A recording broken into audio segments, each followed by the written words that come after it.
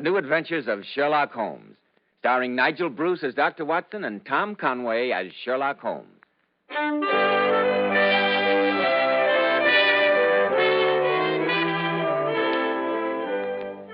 Once more, we're about to visit Dr. Watson, the friend and chronicler of Sherlock Holmes and his amazing adventures. We find him sitting in his well-worn armchair, an eager look on his face and a humorous twinkle in his eye. Can it be that the good doctor looks forward to his weekly appearances before the microphone? Good evening, Mr. Bell. It certainly can. Tonight I have my narrative all picked out. Have you ever noticed that red-headed people always seem to lead very eventful lives? Look at Queen Elizabeth. Yes. And I've heard that Cleopatra was a bricktop, and she certainly had very few dull moments. No, I'm sure she didn't. Well, tonight I've decided to tell you the story of the Red-Headed League. The Red-Headed League. What a curious title. No more curious than the situation it gave rise to in Sherlock Holmes's life.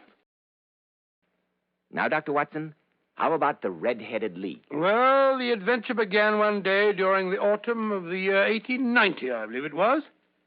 It was just after my marriage, and I hadn't seen much of Sherlock Holmes lately. Anyway, I burst in upon my old friend to find him deep in conversation with a stout, florid-faced gentleman with the fiercest red hair it has ever been my privilege to observe. I was about to withdraw when Holmes pulled me abruptly into the room and closed the door behind me. Come in, my dear Watson, come in. You couldn't possibly have come at a better time. But, Holmes, I was afraid you might be busy. So I am, my dear fellow. Allow me. Mr. Wilson, this is my friend and colleague, Dr. Watson. How do you do, sir? How do you do? Sit down, Watson, sit down. Thank you.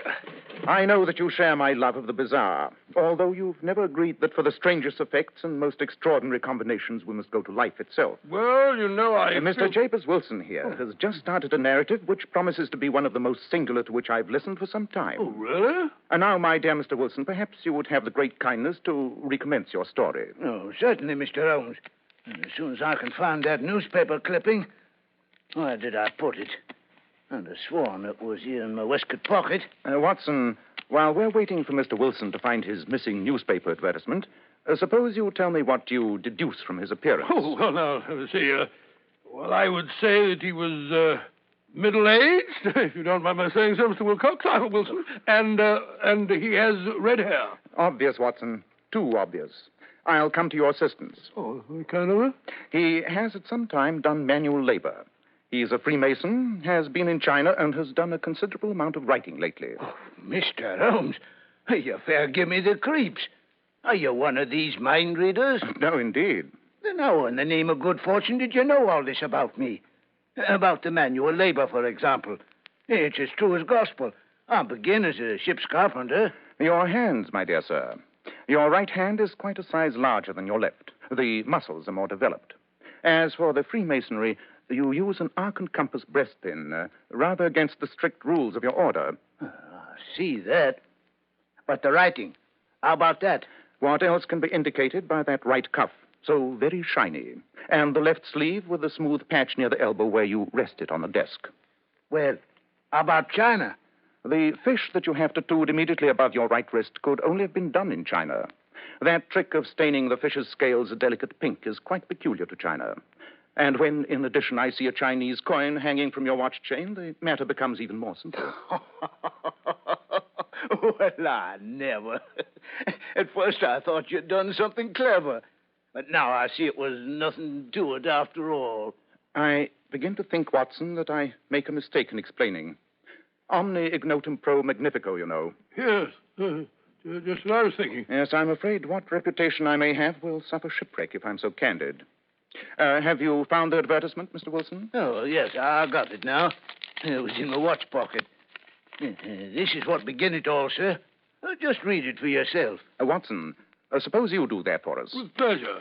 First, make a note of the paper and the date. It's the Morning Chronicle of July the 27th, 1890, just 2 months ago. Very well. Proceed with the advertisement. It begins, to the Red-Headed League. Owing to the bequest of the late Ezekiah Hopkins, there is now another vacancy open which entitles a member of the League to a salary of £4 a week for purely nominal services.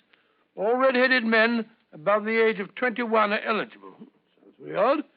Apply in person on Monday at 11 o'clock to Duncan Ross at the offices of the League, 7 Pope Court, Fleet Street. Dear me, Holmes, what on earth does this all mean? I think I promised you that this case was bizarre. Now, Mr. Wilson, if you will continue with your story. Well, it's just about as I was telling you, Mr. Holmes. I have a small pawnbroker shop in Coburg Square. Of late years, business has been bad. I used to be able to keep 2 assistants, but now I only have 1. And I don't have a job to pay him, except he's willing to come for half wages, so as to learn the business. Obliging youth. What's his name? Vincent Spaulding. And I couldn't want a smarter assistant, Mr. Holmes. I know he could easily earn twice what I'm able to give him. Well, as I say, if he's satisfied, who am I to be putting ideas into his head? Your assistant seems to be as remarkable as your advertisement. Oh, he has only one fault, Mr. Holmes. Photography. Photographer? Yes, snapping away with his camera and then diving down into the cellar like a rabbit into its hole to develop his pictures. An amateur photographer, huh? He is still with you, I suppose? Oh, yes, sir. And an observant young fellow he is. He was the one who's brought this advertisement to my notice. It was just this day, 8 weeks, when he rapped on my office door with this very paper in his hand.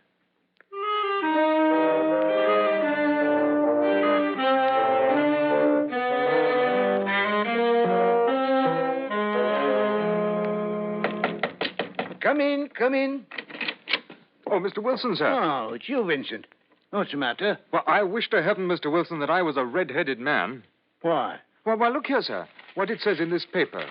There's another vacancy in the League of the Red-Headed Men. It's worth a pretty penny to him that gets it. A red-headed league? Never heard of it. Never heard of the League of the Red-Headed Men? No. Oh, Mr. Wilson, and you eligible for one of the vacancies. Huh? What are they worth? Oh, merely a couple of $100 a year, but the work's slight, and it needn't interfere much with one's regular occupation. Couple of £100 a year, huh? Let me see that paper, young man. Yes, here you are, sir.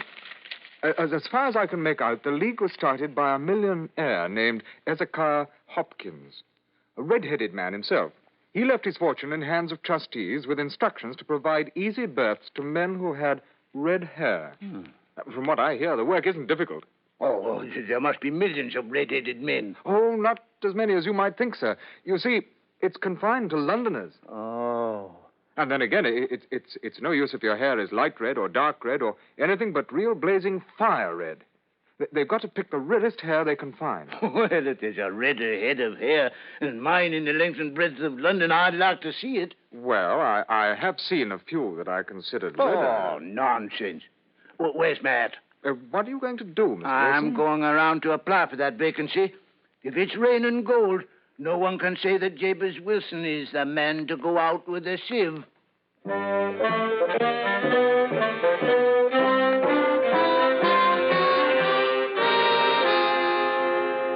And did you get the job, Mr. Wilson? I did that, Mr. Holmes. There wasn't a head of hair could touch mine for redness, if I do say so myself. And there was thousands competing. And what was the work? Oh, purely nominal, like the paper said. And it paid £4 a week, regular as a clock. All I had to do was sit at a desk in an office at that address there from 10 to 2 and copy out bits from the encyclopedia. Educational as well as remunerative. And how long did this work continue? About 8 weeks. I was pretty well through the A's. Abbots, archery, architecture, and the like. Then suddenly it come to an end. I went to my work 10 o'clock as usual. The door was shut and locked, and a card was nailed to the door. What did it say? Red-Headed League dissolved October 9, 1890. Well, I say, Holmes, that's today. Well, it was this very morning it was, sir. Well, I lost no time trying to find the man that hired me. £4 a week is £4. You say you tried to find the man that rented the office? Yes, sir. I inquired from the house agent, and he gave me the man's name and said he'd moved to a new address. You went there, of course. Yes, sir. Well? When I got to that address, it was a manufacturer of artificial kneecaps. No one had ever heard of the Red-Headed League. So then you came straight to me. Yes, sir. I thought it best to lose no time. Quite right. By the by, Mr. Wilson, this assistant of yours, Mr. Vincent Spaulding, How long had he been with you when he called your attention to the Red-Headed League? About a month. How did he come? In answer to an advertisement. Was he the only applicant? No, sir. I had a dozen. Why did you pick him? Because he was handy and would come cheap. At half wages, in fact. What is he like? Small, stout built, very quick in his ways. No hair on his face, though he's not short of 30. And he had a white splash of acid on his forehead. I thought as much. Have you ever noticed that his ears are pierced for earrings? Oh, yes. He says a gypsy did it for him when he was a lad. Watson, what day of the week is it? Saturday, of course. Saturday, dear me, so it is. Well, Mr. Wilson, I think I may promise you some startling developments by tonight. In the meantime, Watson, I suggest we drop round sometime this afternoon to view the attractions of Saxe-Coburg Square, and Mr. Wilson's exemplary assistant in particular. Certainly, my dear fellow. Oh, thank you, sir, thank you. I'll be expecting you. Goodbye, gentlemen. And now, Watson, if you will hand me my violin, I have some thinking to do. Can't you think without that? Oh, all right. There you are.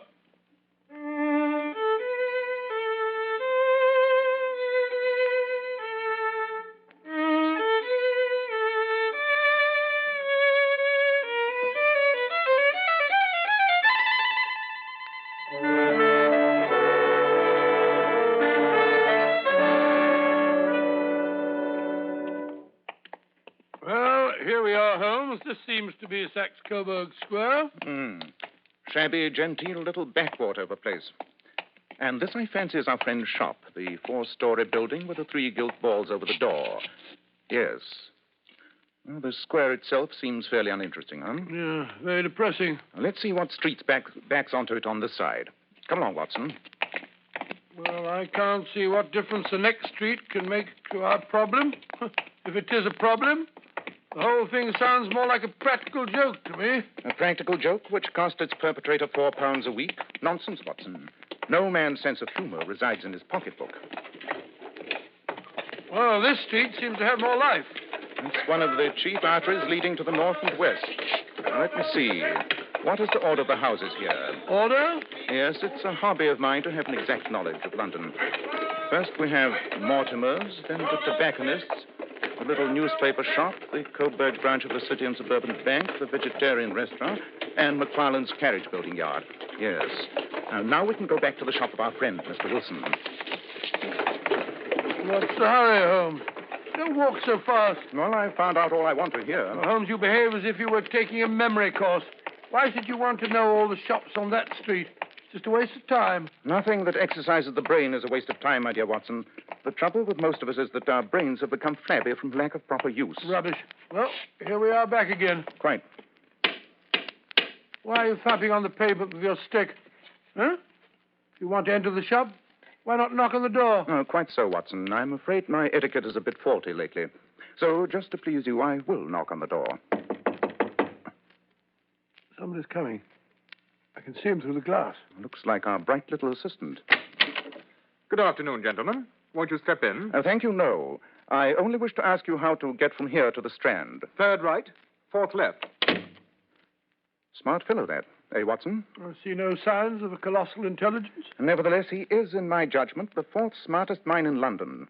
And for daring, I'm not sure that he's not the 3rd. I see nothing so startling about him. The knees of his trousers, Watson. Didn't you notice? The knees of his trousers? What about him? Most enlightening, my dear Watson, most enlightening. Oh, this is so much balderdash. I've had just about enough of it. I'm going to get myself some tea and a muffin. There's an appetizing little baker shop across the road there. Very good, Watson. Suppose you meet me back here at 10 tonight. Sharp, mind you. And kindly put your army revolver in your pocket. What? This business is serious. More serious even than I expected.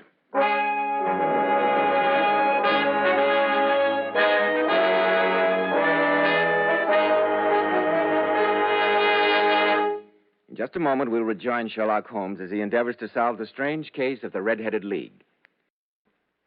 Now, Dr. Watson, you were going to meet Sherlock Holmes that night in Saxe-Coburg Square. Yes, Mr. Bell. Our rendezvous took place right on the dot.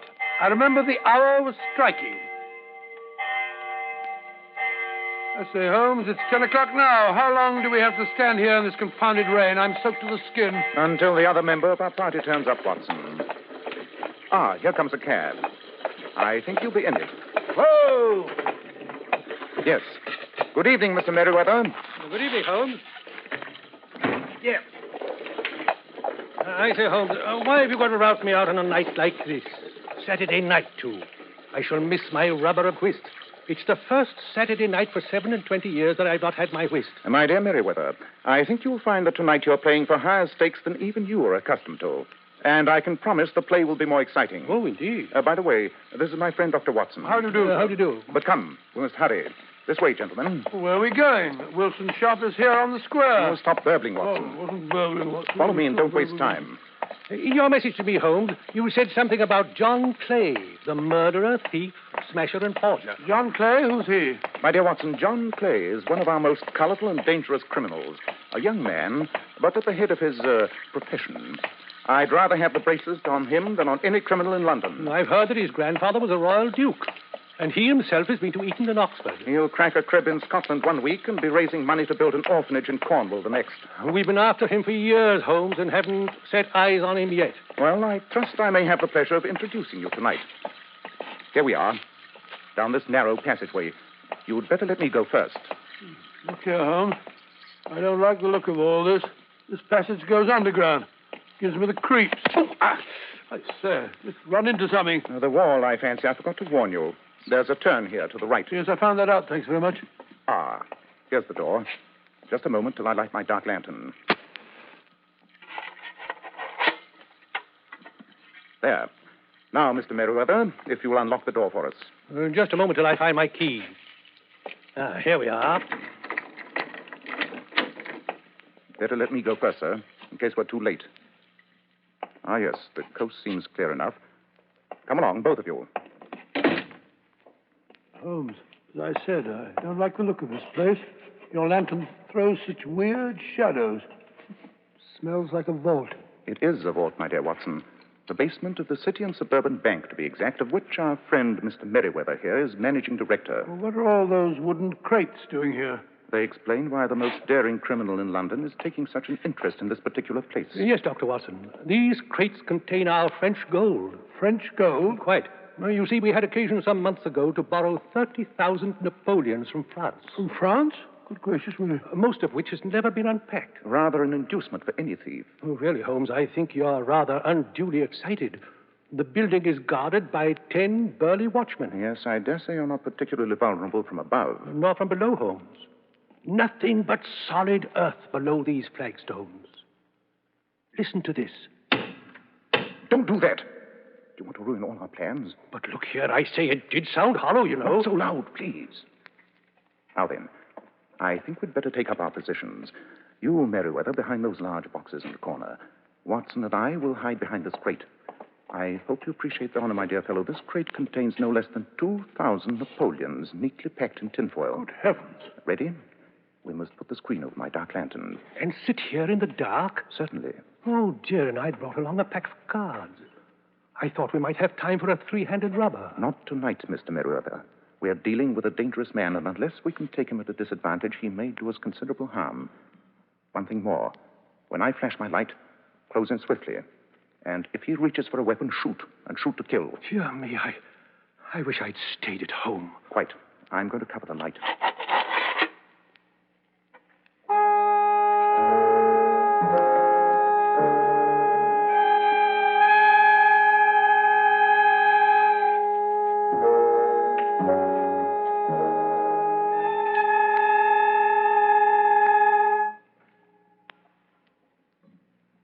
I say, Holmes, are you still there? Yes, I'm here. I'm beginning to imagine all sorts of horrors, sitting here in the dark like this. Really, Merriweather? Holmes, do you hear that? Look. There in the middle of the floor, a slit of light. Somebody's raising one of the stone slabs. Look, there's a hand. Catch his hands before he can pull himself through the opening. Right you are. Quick, Watson. Look out, he's got a knife. Take your hands off. No, you don't. You. Oh. Oh, well done, Holmes. Well done. You've knocked him out. Good. Drag him up here. Right you are. There. Now, Mr. Merriweather, if you'll give us some light. That's better. But I say, Holmes, it's Vincent Spaulding, Wilson's assistant. Spaulding rubbish. This is John Clay, one of the most dangerous criminals in London. I've been after him for years. Help me search him, Watson. Look out, Holmes, look out, he's coming too. Take your filthy hands off me, you scarecrow. No, none of that now. You may not be aware that I have royal blood in my veins. Oh, lunatic. And when you address me, have the goodness to say sir and please. Oh, very well.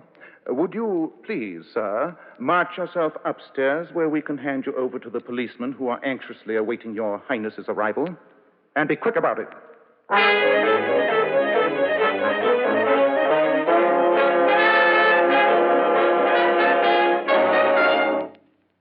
Better have another spot of whiskey, Watson. Oh, thank you. Hey, Jervis. Feels good to get into dry clothes again after spending hours in that cold cellar. I say, not so much soda, Holmes. Do you want to drown it? Oh, God bless you, my dear fellow. Oh, thanks. I say, Holmes, when did you first begin to suspect that fellow Spaulding, I mean Clay? When Mr. Wilson told me he was anxious to work for half price. Always suspect anyone or anything that comes too cheap. There's sure to be a motive behind But it. how did you guess what the motive was in this case, I mean? I suspected his fondness for photography and his trick of vanishing into the cellar. The cellar. There was the end of this tangled clue. And why was someone so anxious to have our friend Mr. Wilson kept out of his shop for several hours every day? Activities in the cellar again. By the way, that Red-Headed League hoax is one of the cleverest dodges I've come across for some time. Too clever, in fact. When I heard of it, I knew there was only one man who could have originated it, John Clay. We've had our skirmishes, but this is the first time we've come face to face. Oh, so you went round to have a look at the shop? At his trousers, Watson. Trousers? At the knees of his trousers, to be exact. You saw how worn and wrinkled they were? They spoke of hours of burrowing in the cellar. But what for? By tapping on the pavement, I found that the tunnel did not stretch out to the front. Where, then? We strolled round the corner, you remember? And there stood the City and Suburban Bank, abutting on our friend's pawn shop. Yes, of course. The inference was clear. Yes, I see that. But how did you guess that he'd make his attempt tonight? Perfectly simple, Watson. Perfectly simple. The offices of the Red-Headed League closed this morning. Mr. Wilson's absence was no longer necessary. The tunnel was completed, but it was essential that Mr. Clay should use it soon or it might be discovered. Tonight being Saturday would be ideal, as it would give him 2 days for escape. QED. Holmes, your reasoning is perfect. A long chain, and yet every link rings true. Well, it saves me from ennui. These little problems help me to escape the commonplaces of existence. Yes, after all, l'homme sait rien, l'œuvre sait tout, as Flaubert once wrote to George Sand.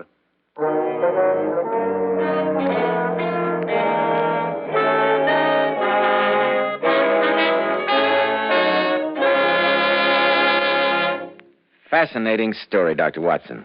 What a thrilling time you must have had during the days you lived with Sherlock Holmes. Well, I can't say that I was ever bored. I should think not.